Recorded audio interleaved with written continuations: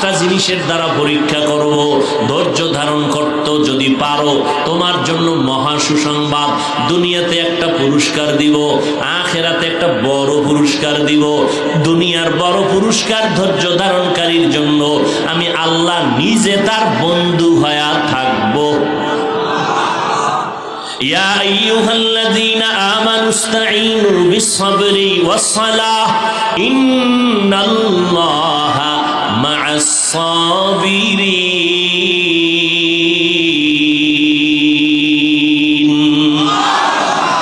কিয়ামতের দিন আরেকটা পুরস্কার আল্লাহ দিবেন।